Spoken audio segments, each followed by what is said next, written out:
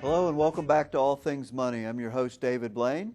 Thank you for joining us today's show. We're in the middle of talking about some assumptions. If you're doing your own retirement planning or planning for your future, some assumptions that we want you to think very carefully about.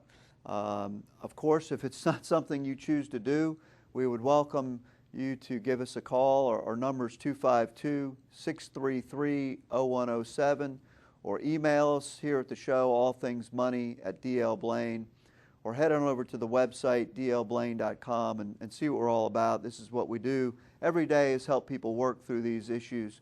If you're trying to work through them yourself, hopefully this is some good information for you. So future living expenses, taking into account some things rise faster than inflation.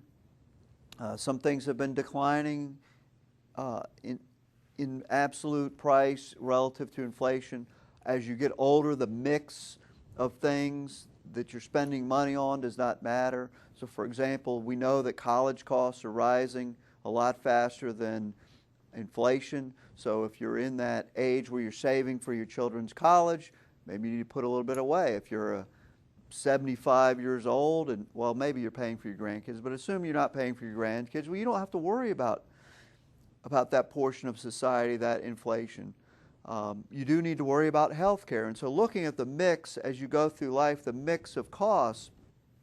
And so what I'm suggesting is to just take, if you're spending $75,000 a year, or 50 or 40, whatever it is, and just taking that number and applying a 3% inflation rate to it for the next 30 years, I would suggest that's not a good way to do it. That you're probably overstating the amount that you're going to spend in the future. So you want to look at your actual expenses, look at not only the trend of the expense up, or maybe it's down, but you also want to look at how your expenditure mix changes throughout your life. One of the things that goes along with that is the medical costs, future medical expenses. We see as people are living longer and longer, the medical expenses are going up tremendously. And you want to make sure that you want to look at that and have a good feel for, look at your family history, look at your parents, look at siblings, things like that. Look at their medical issues and see if you can get a feel for your future medical costs. For example, my parents are both, very healthy. Neither one of them takes medicines on a regular basis. They're both in their mid to late 70s. And so for me, I've never had health problems. So as I look, that's not a big concern to me. You look at other people, they're in their 40s and, maybe they have diabetes or they've already had heart surgery or something like that. You need to project your living expenses. One of the studies from the Boston University Center of Retirement Research did a bunch of healthcare cost estimates now this is for the average person, but they estimated from age 65 to 100 that it would cost approximately $225,000 in medical expenses per year. Now, of course, how that's paid, you have Medicare and the Medicare premiums and things like that. But the point is that the total pool of money, about $250,000 in today's dollars from age 65 to 100.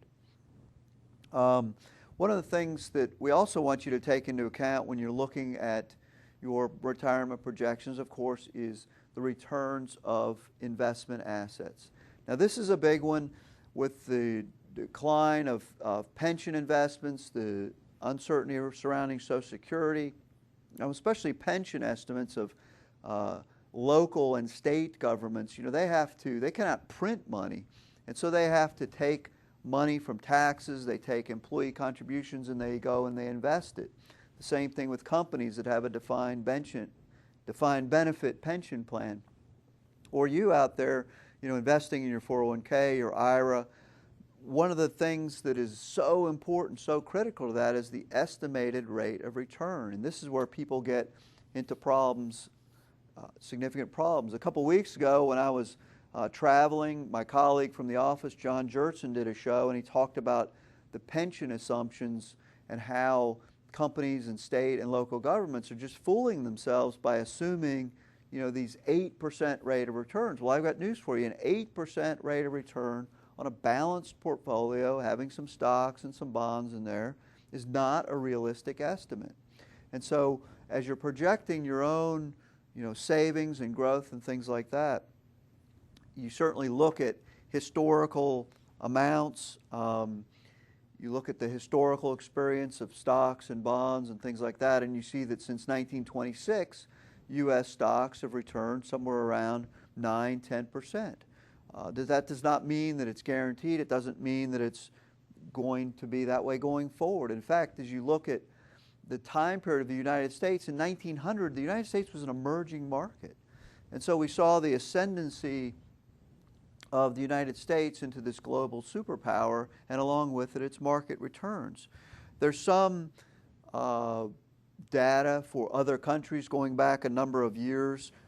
If you look at some other countries since 1900, we see that France, the return has been 2.9%. Germany, 2.9%. Of course, that also takes into account almost a complete wipeout of their stock market.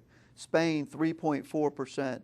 The UK, 5.2%, and Canada, 5.7%. So you see that the U.S. experience the past number of years probably has been a little bit unique, and to project that 9–10% equity return going forward is probably a mistake if you're counting on it.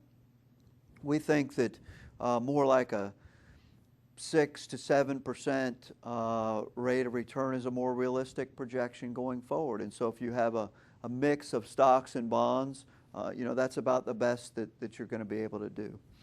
Okay, well, that brings us to our second break. If you have any questions on that topic, just get in touch with us. When we come back, we'll be opening up a new topic. So for All Things Money, I'm your host, David Blain. We'll be right back after a few short messages.